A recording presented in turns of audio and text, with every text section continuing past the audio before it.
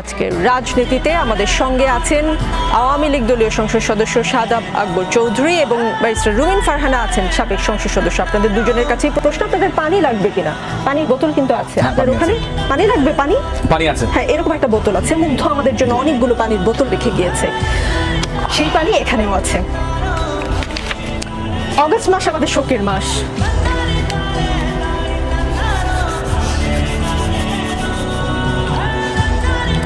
অগস্টের আগে জুলাইতে এমন করে শোক পালন করতে হবে আমরা কেউ ভাবিনি। কিছুক্ষণ আগে আপনাকে একটা ঘটনার কথা বললাম, আপনি শুনেছেন। আমি আশা করি মাননীয় প্রধানমন্ত্রীকে আপনি এই ঘটনা বলবেন, কি হয়েছে একজন শিক্ষার্থীর সঙ্গে। প্লিজ দর্শক কেউ ভাববেন না যে আমি প্ল্যান করে এসেছি, আমি কোনো ভিউ বানানোর জন্য কান্নাকাটি করছি। প্লিজ কেউ ভাববেন না, আমি একজন অ্যাঙ্কর। আমার আসলে ইমোশনাল হওয়ার কথা না, আমি মূল অনুষ্ঠানে যাচ্ছি।